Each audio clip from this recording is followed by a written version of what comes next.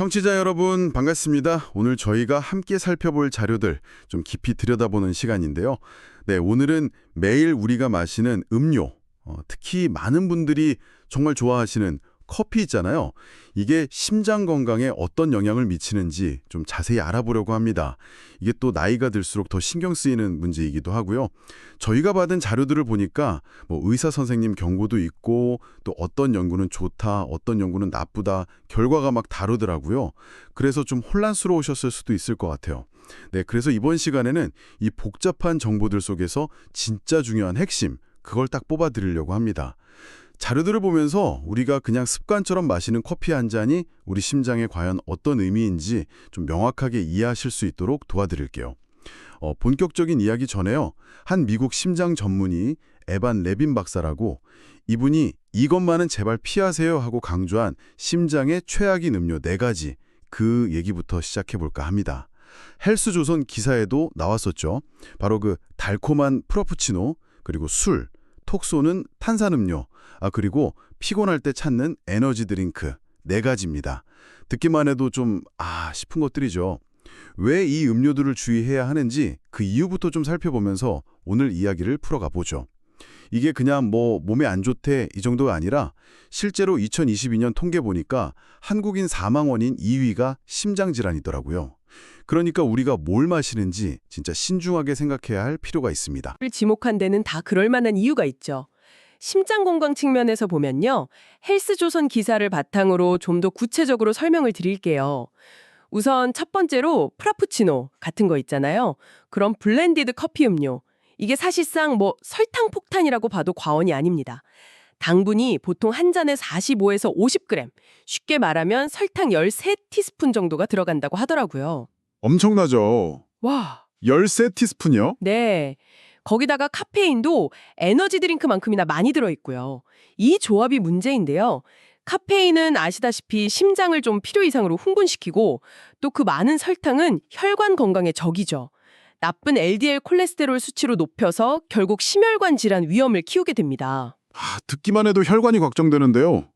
그럼 술은 어떤가요? 적당히 마시면 괜찮다는 말도 있잖아요. 술, 이게 적당이라는 기준이 참 애매하고요.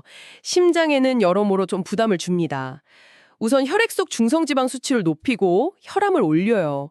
이게 계속되면 고지혈증이나 고혈압으로 가기 쉬운데 이런 이상지질혈증이 심장병의 아주 큰 원인이거든요. 그리고 특히 좀 주목해야 할 게 알코올성 심근증이라는 건데요. 알코올성 심근증이요? 네, 말 그대로 술 때문에 심장 근육 자체가 약해지는 병이에요. 근데 이게 초기에는 그냥 좀 피곤하다 정도로 느껴져서 알아차리기가 어렵습니다. 그러다 방치하면 심장이 제 기능을 못하게 되는 심부전이나 갑자기 돌아가실 수도 있는 치명적인 부정맥으로 이어질 수 있어서 정말 조심해야 합니다. 그렇군요. 무섭네요. 그럼 탄산음료는 역시 설탕이 문제겠군요. 네, 맞습니다. 특히 그 액상과당 형태의 당분이 문제죠. 이게 몸에 들어가면 중성지방으로 쉽게 바뀌거든요. 그래서 체중도 늘고 혈당도 확 올리고 결국 당뇨병 위험을 높입니다. 국내 탄산음료 보니까 350ml 한 캔에 평균 한 38g 정도 당이 들어있다고 해요. 38g이요? 네, 근데 미국 심장협회 권장량이 남자가 하루 36g, 여자는 25g이거든요. 그러니까 한 캔만 마셔도 하루치 설탕을 훌쩍 넘겨버리는 거죠. 심장에 좋을 리가 없겠죠. 마지막으로 에너지 드링크. 이건 카페인과 설탕이 이중 공격이라고 봐야 합니다. 커피만큼 아니 어쩌면 그보다 더 많은 카페인이랑 엄청난 당분을, 그것도 액체니까 몸에 아주 빠르게 흡수시키거든요. 그래서 혈압이랑 혈당을 그냥 확 급격하게 올려버려요. 잠깐 정신 번쩍 드는 것 뒤에는 심장에 엄청난 부담을 주는 셈이죠. 이걸 자꾸 마시면 내성이 생겨서 점점 더 찾게 되고 길게 보면 고혈압, 당뇨는 물론이고 심장이 비대해지거나 혈관이 막히는 아주 심각한 문제로 이어질 수 있습니다. 네, 들어보니까 확실히 좀 피해야 할 음료들이 명확해지는 것 같습니다. 결국 설탕, 그리고 과도한 자극, 이게 핵심 문제로 보이네요. 자, 그렇다면 전 세계인이 정말 사랑하는 음료, 커피는 어떨까요? 앞서 말씀하신 음료들이랑은 좀 다르게 커피에 대한 평가는 자료들을 보면 확신 복잡해요. 어떤 연구는 심장에 좋다고 하고 또 다른 연구는 위험할 수 있다 경고하고 여기서부터가 진짜 흥미로운 지점인데요. 이 상반된 신호들, 이걸 대체 어떻게 해석해야 할까요? 정확히 보셨습니다. 커피는 정말 뭐랄까 양면적인 평가를 받는 음료예요. 그래서 자료들을 좀 꼼꼼히 살펴볼 필요가 있습니다. 우선 커피가 심장 건강에 좀 부정적일 수 있다. 이런 측면부터 한번 살펴보죠. 미국 심장협회 뉴스에 소개된 일본 연구가 있는데요. 이게 꽤 규모가 컸어요. 여기서 보니까 혈압이 160에 100 이상으로 아주 높은 분들, 그러니까 중증 고혈압 환자분들이요. 이분들이 하루에 커피를 2잔 이상 마시면 커피를 아예 안 마시는 분들에 비해서 심혈관 질환으로 사망할 위험이 무려 2배나 높게 나타났다는 겁니다. 2배요? 그거 네네. 상당한 차인데요. 왜 그런 결과가 나온 걸까요? 네, 연구진들은 아마도 이 중증 고혈압 환자들이 카페인의 그 혈압 올리는 효과에 특히 좀 민감하게 반응하기 때문일 수 있다. 이렇게 추정을 하더라고요. 근데 또 흥미로운 건 같은 연구에서 하루 딱 1잔 마시는 건 사망 위험 증가랑 관련이 없었고 녹차는 혈압 수준이랑 상관없이 아예 위험 증가랑 관련이 없었다는 거예요. 녹차는 괜찮고요. 네, 그래서 녹차에 든 폴리페놀 같은 항산화 성분이 좀 보호 효과를 주는 거 아니냐 이런 해석이 나왔죠. 그리고 또 다른 걱정거리, 존스 호킨스 자료에서도 지적하는데요. 커피를 너무 많이 마시면 초조해지거나 심장이 두근거리거나 혈압 오르고 잠 못 자고 이런 부작용들 생길 수 있다는 점이죠. 이건 많은 분들이 경험해 보셨을 거예요. 그리고 옥서너 저널 논문을 보면 우리가 흔히 내려 마시는 드립 커피 말고요. 원두를 그냥 그대로 끓이거나 필터 없이 마시는 커피 있잖아요. 터키시 커피 같은 거. 거기에는 디테르펜이라는 성분이 많대요. 이걸 그냥 커피 기름이라고 생각하시면 좀 쉬운데 이 성분이 콜레스테롤 수치를 높일 수 있다. 이런 연구 결과가 있습니다. 그렇군요. 그러니까 중증 고혈압 환자는 확실히 조심해야 하고 너무 많이 마시거나 특정 방식으로 내린 커피는 좀 문제가 될 수도 있다. 이런 말씀이시네요. 하지만 반대로 커피가 건강에 좋다는 이야기도 정말 많이 듣잖아요. 특히 적당히 마시면 오히려 오래 사는 데 도움이 된다. 이런 말도 있고요. 네, 맞습니다. 커피의 긍정적인 측면에 대한 연구 결과도 정말 많아요. 여러 자료들 존스 홉킨스, 에이징 저널, 옥서너 저널, 데일리팜 기사까지 여기서 공통적으로 나오는 이야기가 적정량의 커피 섭취는 오히려 건강에 좋을 수 있다는 겁니다. 예를 들어서 존스 홉킨스 자료를 보면 커피를 마시는 사람들이 심장 질환이나 뇌졸중, 당뇨병, 신장 질환 같은 주요 질병으로 사망할 확률이 더 낮았다. 이런 보고가 있고요. 에이징 저널이나 옥서너 저널에서도 비슷해요. 적정량 커피 마시는 거랑 전체의 사망률 감소 사이에 관련이 있다. 이런 연구들이 꽤 있습니다. 특히 데일리팜 기사에 나온 연구는 좀 놀라운데요. 정상혈압을 가진 노인분들의 경우에 하루 4잔 이상 커피를 마셨더니 심장질환 사망 위험이 53%나 낮아졌다고 보고했어요. 와, 53%요? 사망률 감소 효과가 정말 인상적이네요. 그럼 특정 질병에 대한 예방 효과 같은 것도 있나요? 예를 들어서 고혈압은 어떤 거요? 카페인이 혈압 올린다고 알려져 있는데 커피가 고혈압 위험을 낮출 수도 있다는 건가요? 좀 이상한데요? 네, 그 부분이 정말 흥미로운 지점입니다. 예전에는 커피가 혈압 올린다 이런 인식이 강했잖아요. 근데 최근 옥서너 저널에서 인용한 연구들을 보면요. 하루에 한 1잔에서 3잔 정도, 그 정도 적정량 커피는 오히려 고혈압 발병 위험을 낮출 수도 있다. 이렇게 나와요. 특히 담배 안 피우시는 분들한테서 이런 경향이 더 뚜렷했고요. 아, 비흡연자요? 네, 정확한 이유는 아직 연구 중이지만 커피 속의 클로로겐산 같은 항산화 물질이 혈관을 좀 보호해주거나 아니면 우리 몸 안에 혈압 조절 시스템 RAAS라고 하죠. 에 영향을 주는 거 아니냐 이런 가능한 설명들이 나오고 있습니다. 그리고 심부전 위험 감소와의 관련성도 여러 연구에서 아주 일관되게 나타났어요. 옥스너 저널에 따르면 하루 4잔까지는 커피 마시는 양이 늘수록 심부전 위험이 줄어드는 경향을 보였고요. 다만 하루에 막 9잔, 10잔 이상 아주 많이 마시는 경우에는 오히려 위험이 다시 스멀스멀 올라갈 수 있다. 이런 J자형 관계도 관찰됐습니다. 뭐든 과하면 안 좋다는 거죠. J자형 관계요? 그게 무슨 뜻인가요? 그래프 모양인가요? 아, 네. 쉽게 말하면 적당한 게 제일 좋다. 이걸 그래프로 그린 모양이에요. 커피를 아예 안 마시는 것보다 적당량, 예를 들어 한 잔에서 4잔 정도 마시는 게 특정 건강 지표, 여기서는 심부전 위험이죠. 여기에 더 좋을 수 있지만 그래서 그래프가 아래로 내려가요.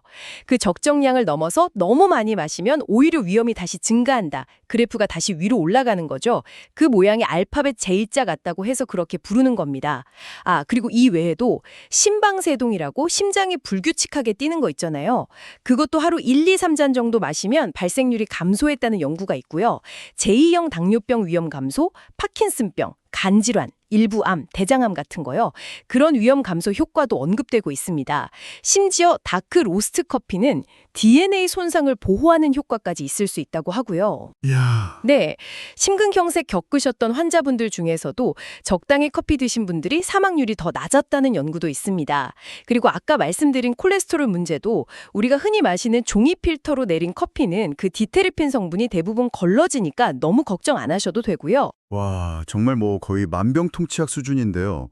한쪽에서는 위험하다고 하고 다른 쪽에서는 이렇게나 많은 이점을 이야기하니까 청취자분들도 진짜 혼란스러우실 것 같습니다. 아니 도대체 왜 이렇게 상반된 결과가 나오는 걸까요?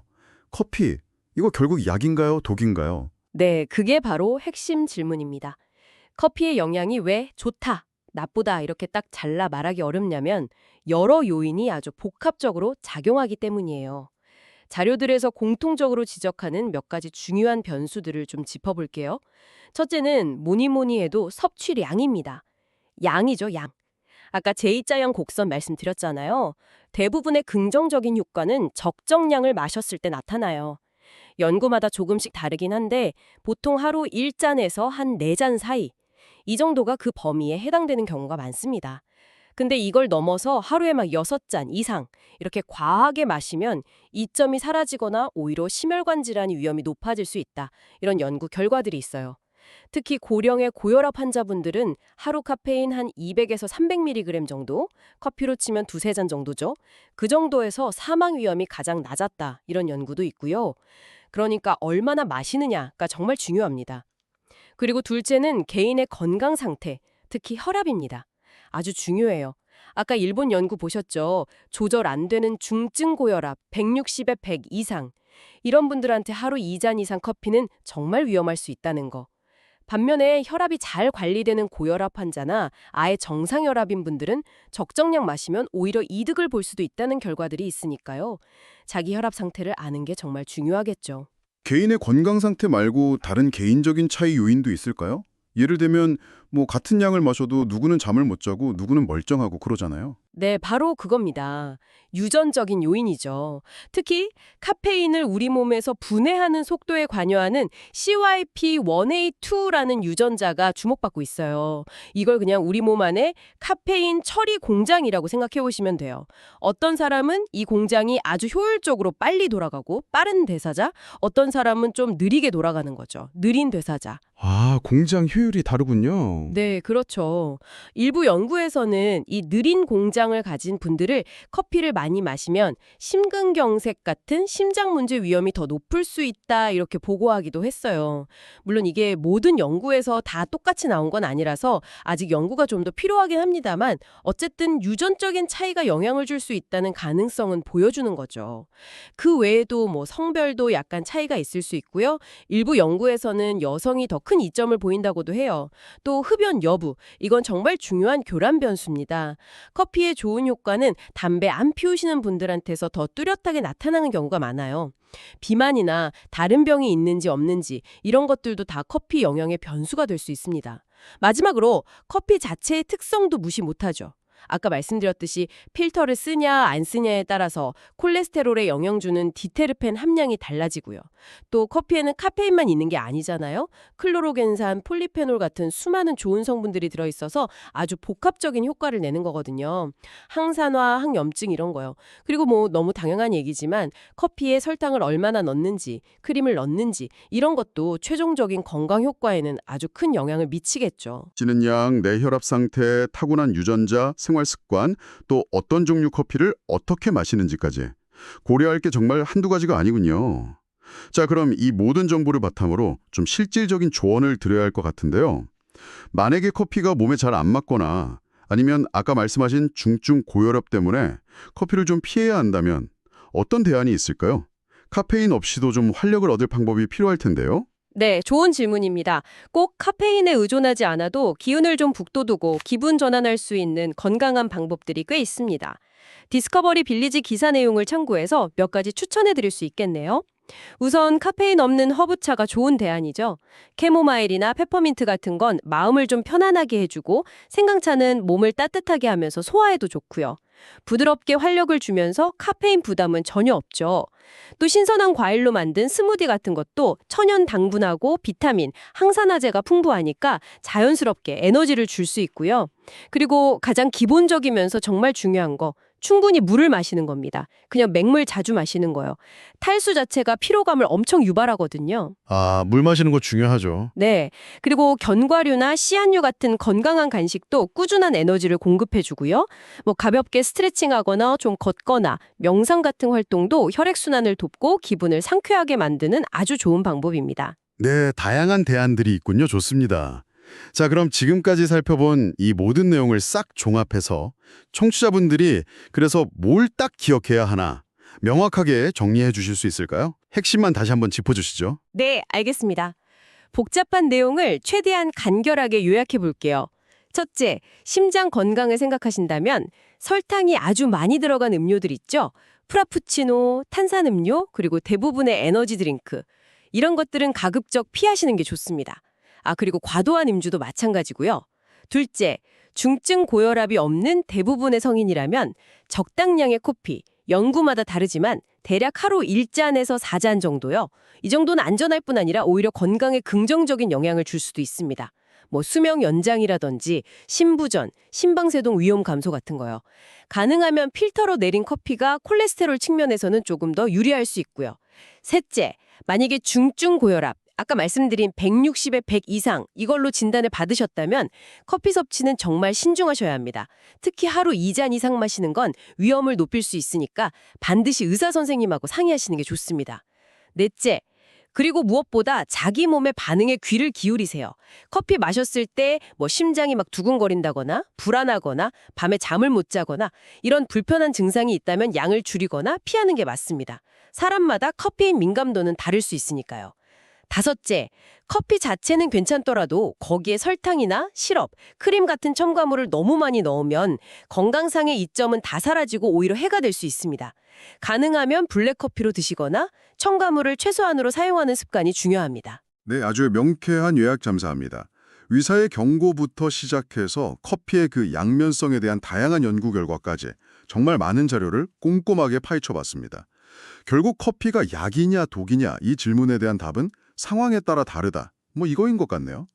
핵심은 역시 적정량을 지키고 자기 건강 상태를 정확히 아는 것, 그리고 어떻게 마시느냐. 여기에 달려있다는 점이 분명해 보입니다. 마지막으로 오늘 나눈 이야기를 바탕으로 조금 더 미래를 내다보는 질문을 한번 던져보고 싶습니다. 커피의 영향이라는 게 단순히 마시는 양이나 혈압 수치뿐만 아니라 개인의 그 유전적인 카페인 분해 능력, 아까 말씀하신 카페인 처리 공장 효율 말이죠. 그리고 흡연 같은 생활 습관, 또 커피 속에 들어있는 카페인 외에 다양한 화합물들의 상호작용, 이런 아주 복잡한 요인들에 의해서 결정된다는 걸 확인했잖아요. 그렇다면 언젠가 미래에는 정말 개인 맞춤형 영양 상담 같은 게 가능해지지 않을까요? 그냥 혈압 높으니까 커피 드시지 마세요. 이게 아니라 개인의 유전자 정보랑 신진대사 특징까지 싹 분석해서 당신에게는 하루에 몇 잔, 어떤 방식으로 내린 커피가 최적입니다. 와 같이 아주 정밀한 가이드라인을 제공하는 그런 시대가 올 수도 있지 않을까요? 한번 상상해 볼 만한 흥미로운 미래인 것 같습니다. 네, 오늘 저희의 깊이 있는 분석에 함께해 주셔서 감사합니다.